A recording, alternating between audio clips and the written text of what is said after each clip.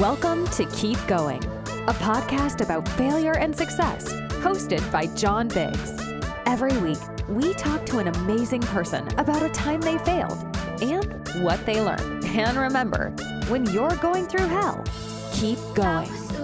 Welcome back to Keep Going, a podcast about success and failure. I'm John Biggs. Today on the show, I have Justice Leak from Therapod. Now, Therapod is a fascinating, company that you're building out, and you have a really interesting story to tell around it. Welcome, Justice. Thank you. Thanks for having me. Yeah. So obviously, we talk about a lot of stuff on the podcast. Mostly, it's about mental health. You have a very specific story of, renewal that you were able to achieve primarily through psychedelics. But why don't you tell that story to us? Sure. I've been an actor and performer for most of my life. There was a time before that where I was going to go into the ministry. So I knew I wanted to help people, and I loved understanding them and the psychology of how all that works, which of course plays in pretty well if you're going to be an actor. But I was living out in LA for about a decade, and a lot of the industry started moving thanks to tax benefits towards the South. So the heart of it was happening actually in Atlanta, Georgia. And my family, from, Alabama, right? Alabama, sweet home. Here we go. We at least got the football going. I mean, that's the thing that we're most proud of. But but my family, my parents had moved out of Alabama right after I got out of the house and to a small town in just south of Atlanta called Noonan, Georgia. And within the second year of my family moving there, my father's cancer came back and he passed about in 2009. So my mother was a third grade school teacher. She was living alone ever since 2009. However, my sister, I have an older sister, Liberty. That's right. Justice. Liberty and Justice. And what was the dog's name? Faral?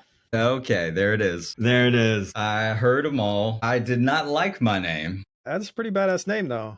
Right. Well, for me, I was a super shy kid, okay. And the last thing as a kid you really want to be is different, So when people would call me Justin, I wouldn't even correct them unless my parents were around, and they'd be like, oh, no, it's Justice. And he had a sister named Liberty. And they were like, oh my God, make such a big deal about it. And I would just melt into a puddle on the floor because I was like, it's too much. But it actually ended up probably getting my first big break in Hollywood as Denzel Washington was filming his second movie. It was something called The Great Debaters, and he was filming it regionally in the South at the end of 2007. And he was casting some of the ancillary sort of characters who populated his film. And I was able to audition, and it was so top secret that the location of the callback, and because he was so famous, and there was even no guarantee that he was going to be there for the callback, which is tradition in your second meeting. But I can remember sitting outside the audition room, and I heard his laugh. And I was like, bro, he's on the other side of that door. That is indistinguishable, right? Or that was so distinguishable, excuse me. So anyway, the door opens, and it looks like, to me, Denzel Washington's cousin. He looked like Denzel Washington, but, he was in a Yankees cap and some sweats, not the red carpet that I had been used to seeing, right? He's the most famous person, of course, I had met to that point. And anyway, he said, come on in, Justin. And I was like, oh, he called me Justin. Do I say something? And my dad was probably whispering in my ear. I said, it's Justice, actually. And he looks at my headshot and he's like, oh, yep, I see that. I was like, it's all right. I hated my name, as a kid. And he said, you hated your name. He said, did you ever heard of anybody named Denzel before you heard of me? He said, I hated my name. And the kids in my neighborhood gave me such a hard time. They'd be like, oh, Denzel this, Denzel. And what's funny is one of the young leads of that movie, he was named after Denzel Washington. His name was Denzel Whitaker. Mm-hmm. So, but anyway, I ended up getting the job, and it took me to LA. And, fast forward a decade, I'm working now in Atlanta on this TV show as what they call a local hire, which basically meant I had to fly myself and put myself up at a hotel, which, since my mom lived close, I ended up staying with her. And what a blessing that ended up being, because I never would have spent that length of time with her as an adult. It was a couple of months, actually. And I had an aunt who told me, who lived locally, that Justice, there's a problem with Darty. She just retired from teaching school, but she's messing up. Some weird stuff's happening. And I, like everybody else, unless you're there with them every day, you kind of write it off. And I did until I stayed with her full time. And I realized that she's forgetting more than her keys. This is not just about having been around so many school children with their names. She's not just forgetting names. There's something bigger at play here. And the year before, I had done psychedelics for the first time as a 38-year-old. And it was like a reset. And it connected me to this sort of spiritual center of who I was that I hadn't experienced since I was a kid. And I was able to let a lot of things go. I mean, my life really improved after that. I started wearing a lot more colors too. I live in New York, so we're not allowed to do that, but I get you. What? Wear colors? Yeah, right. Colors. Black is the wardrobe. Yeah, that's the go-to. And so anyway, I'm staying with my mother, and I had two experiences before this happened. One was a very great, edifying experience with a tab of LSD and my best friend, and it was edifying, and it was a hike, and it was wonderful. And then I had an experience at about 8 months later at my first music festival. And I didn't know anything about electronic dance music, but my same friend had invited me, and I'm like, all right, let's go. And the second day in, we did a hefty 2.5 tabs, or you could call it 2. Okay. And it turned out to be a nightmare. But that experience, the difficulty in it, the shifting landscape, and the inability for me to understand the environment that I was in, and shapes or faces of the people around me were distorted and influenced by my psychology. It mimicked what my mom was describing was her waking life. And so I was like, that's terrifying, because if she's slipping into something that's like a permanent psychedelic trip, that's a nightmare. Well, I'm a closet nerd, so I started reading a lot about psychedelics and their use in human indigenous cultures across the globe. And I stumbled across this video on YouTube of a brain on LSD, an fMRI. And it just was on fire. And I'd learned that, during a psychedelic experience, that heightened state of what they call neuroplasticity is so strong. And your brain hasn't had that kind of cross connection since we were like children, and then your world kind of locks into place, right? But that then led me to Roland Griffith's work at Johns Hopkins, and at that point he had something like 15 years of evidence, giving it to end of life cancer patients and showing 85% success rate in terms of the mitigation of anxiety and depression. So I knew at minimum it could help with mood, but I knew it was doing more than mood. It had to also be able to help with cognitive and motor function. So in the beginning of 2019, before my mom had technically started having any tests, I pitched her the idea. And in the beginning, it was a hard no. She was a third grade school teacher, Southern Christian woman, didn't drink or do drugs, non-ordinary states of consciousness were bad. Okay. And my father had been a police officer, putting people in jail for the very things that I was pitching to her. So again, not on the radar, but within that first few months, my mom was still driving at the time, and she came home one day and she was just quiet. And I was like, what's going on? And she said, I had another foggy day. And that's how she would refer to it. She retired from teaching schools, but one day a week she was helping out at a mammogram clinic up the street. And she said, Justice, I was in the bathroom and I looked in the mirror while I was washing my hands, and I had no idea who I was looking at. I didn't. And then I got scared, and I looked around at the room and I didn't understand where I was or how to get out. And it wasn't until some other lady came in the bathroom that I saw, that's a door, let me get out. And then she put it together that she was in the hospital. So a really frightening moment. And as she's telling me this story, I knew it was at least some kind of dementia, whether it was Alzheimer's specifically, probably. But this visual component was horrifying.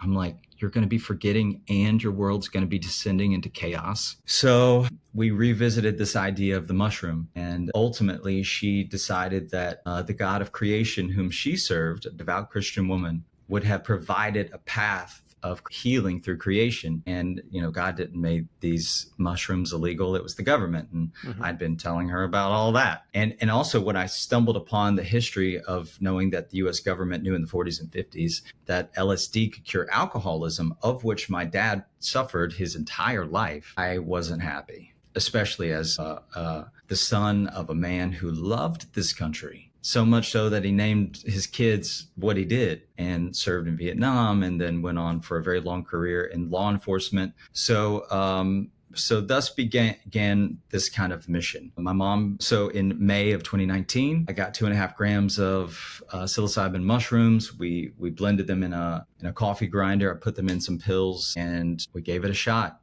put them in her hand. And I had learned at that point about intention, setting that. And so our intention came in the form of a prayer. And we spent the afternoon in the garden. And it got hot though, so we had to come inside. And I tried to play, music because I knew music could help to drive the thing. And it was pretty uneventful. Like nothing crazy happened, which was good, but the most remarkable thing happened the next morning. Her presentation at 65 going into 66, she would start to lose a word, unable to find what she wanted to say. And then that would eventually lead to her mouth struggling to then form the word that she had identified that she actually wants to say. And she would start to stutter.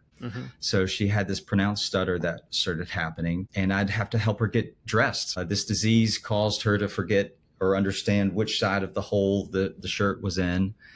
And so I'd have to help her get dressed. There was no makeup or anything else because she'd draw, half a thing over here. But the next morning after that 2.5 grams, I come down the stairs and she's not only dressed, but she's wearing these boots that I didn't even know she owned.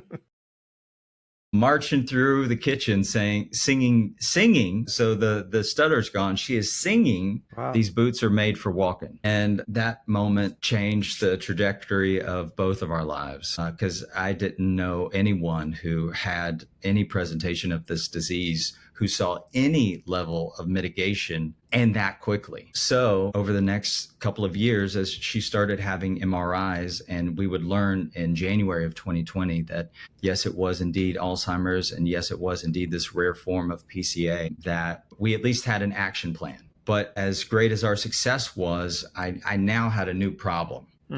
Because it didn't stop the Alzheimer's progression. So these plaques and tangles were going to continue to populate in her mind, which would interrupt the connectivity between synapses. And once that frequency was interrupted and not firing, it would eventually die. So even these new synaptic pathways that it appeared that we were building through this heightened state of neuroplasticity would themselves be compromised over the course of weeks or months. And so after 2-3 months, her stutter would return and we would go back to the mushroom. And I then learned a lot about this thing called set and setting. So now I'm having to figure out how am I going to host a regular psychedelic session with my mom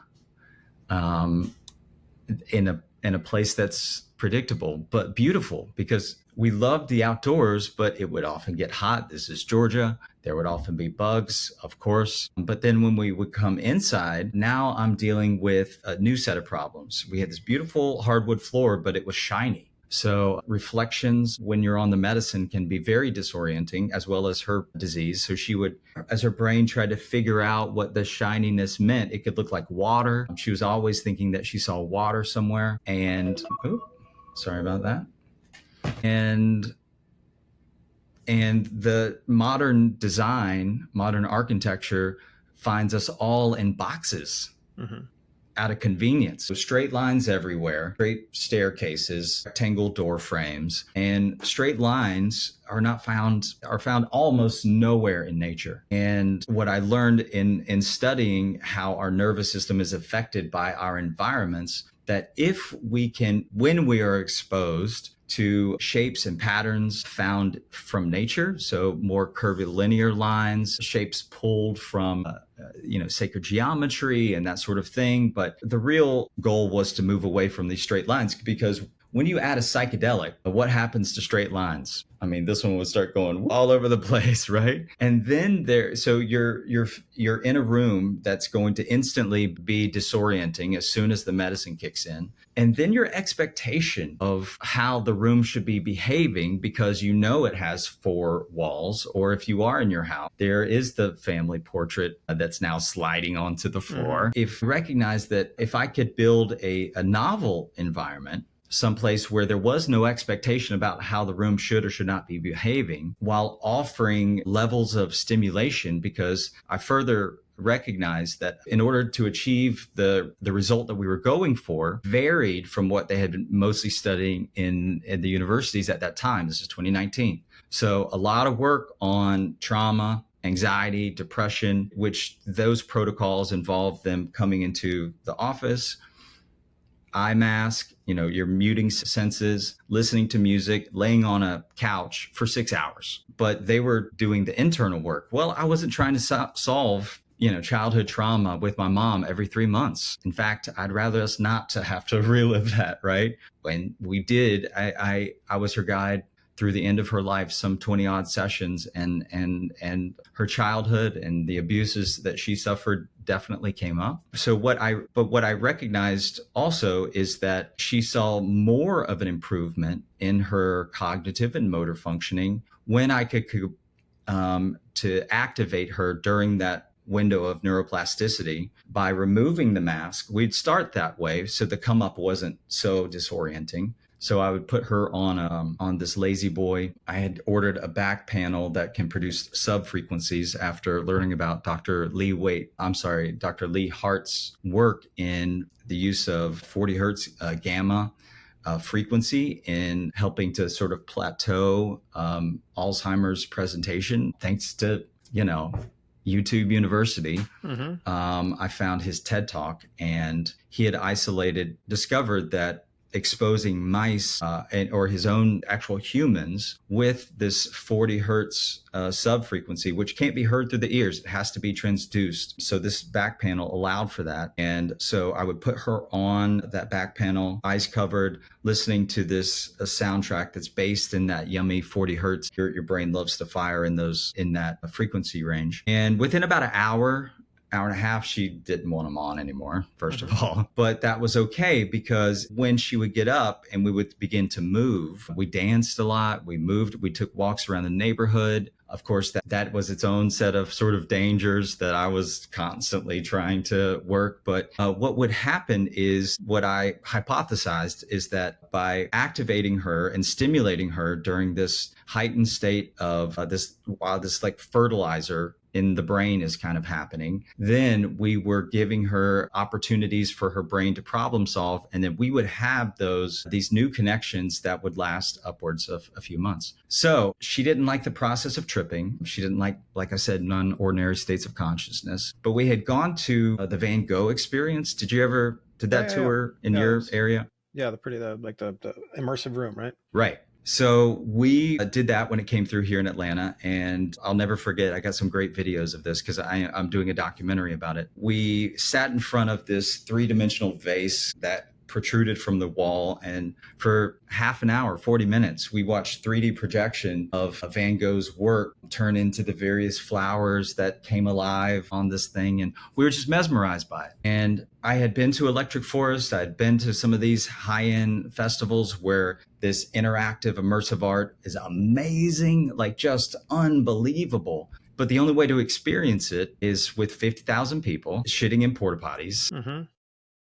And then I was like, why don't we use these tools within a space designed specifically for healing? Because I knew if I could give my mom a space that she thought was beautiful and kind of distracted her with lights and stimulation and art, that she would forget that she's in a house and forget that these things are happening, right? You kind of have that. So that was the impetus, the inciting incident of going, okay, I recognize that the work happening in the universities right now, this medicine seems to be able to not help us with a lot of mental health issues. I'm now seeing direct evidence that it helps with neurodegenerative disorders. I'd been seeing Daniel Carcillo's work in traumatic brain injury through sports and contact, and his speech was restored and other things. So I'm like, in the future of psychedelic medicine, once we get this legal generally mess yeah. out of the way, we're going to need new places. We're going to need infrastructure to be able to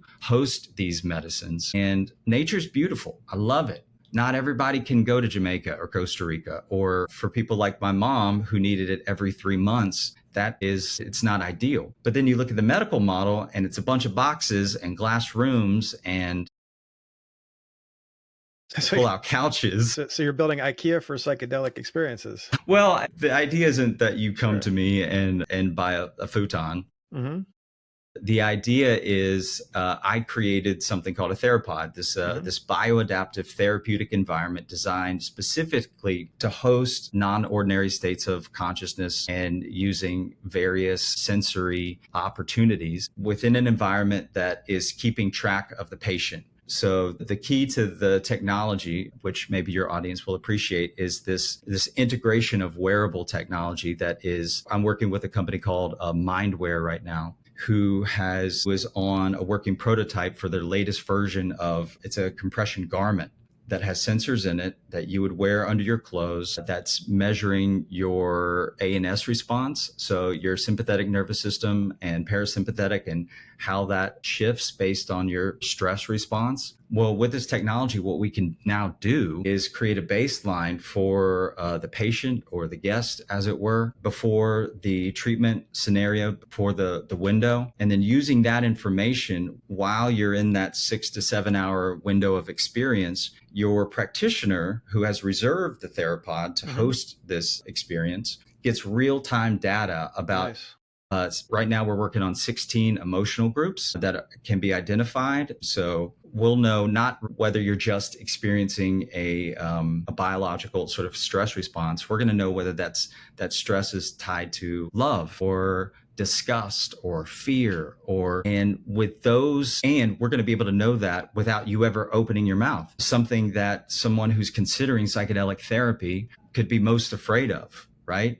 Well, what if something's happening inside and I can't even tell you what it is? This technology will allow us to do that while simultaneously providing a turnkey solution to solve for this very important setting. And the primary driver of the psychedelic therapeutic experience is music. We all admit that. But right now, when you go into a clinic, they can only give you down to 50 hertz. And what I learned is if we can give them this experiential jukebox, a canvas, that they can also experience those yummy subfrequencies, which are very good for things, they in and of themselves producing biological change, while offering to our artist community a way for them to create wellness-driven experiences, projection, aroma diffusion, and full sensory, an opportunity to move that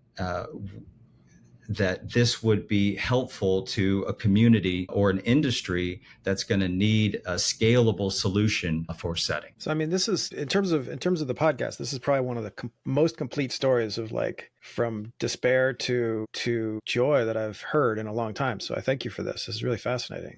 I could never have imagined myself here, as you could as you would have guessed, but I feel incredibly lucky that it happened. I'm so thankful that she further then allowed me to film before, during, and after that experience, because she really felt hopeless. She was a Christian woman, but she was like, you might as well put me out to pasture. What can I do? She had always taken care of other people, right? So when I pitched her the idea that summer of 2019 that maybe this final purpose could be you allowing me to share your journey, that could then open this kind of therapy up for other people. And the fact that she's willing to do that means that this information is no longer going to be held back because of universities and the legal red tape, which has kept this information from reaching the public. So I want to bring you back on, Justice, when you're further down the line. So the website is experiencetherapod.com. That's right? It is. I have intentionally not put much up there. You're not going to see the designs. I was waiting for my patent to be in place, which good news. All 46 of our claims were deemed inventive and non-obvious by the USPTO, meaning we are free to register within the markets that we want to have this technology be available. So basically there's two versions of this patent, and Compass Pathways owns the other version of it. Okay. So they have the one for a virtual bioadaptive environment, meaning that you would have some kind of virtual headpiece or technology where you're in a virtual environment and it's being influenced by your biometrics. I'm happy. We definitely need that as an option, but I'm thrilled to have the one for an actual bounded physical space environment that's influenced by your biological state, because I don't know if you've ever tried to look at your phone during a psychedelic trip. It's like the letters jump around a little bit. Well, the technology isn't designed for your senses to be in this compromised state of receiving the information. And I think so much can be gained by actually having a physical experience. And the room itself, I was intent on it not being like a tiny, it's not going to be the sphere. In other words, I'm working on that. That's next. I had made a pitch to Maps, but it was my first go at it. Mm-hmm.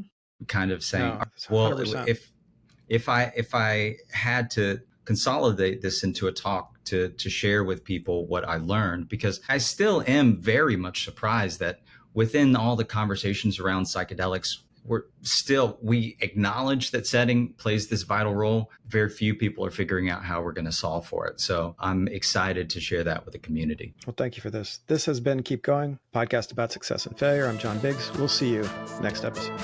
Thank you for listening to Keep Going, a podcast about success and failure. Remember, Keep Going is entirely listener supported. If you're listening to this, please head over to keepgoingpod.com, where you can subscribe to the podcast for as little as $5 a month. This is a labor of love, and every little bit helps. Thanks for listening.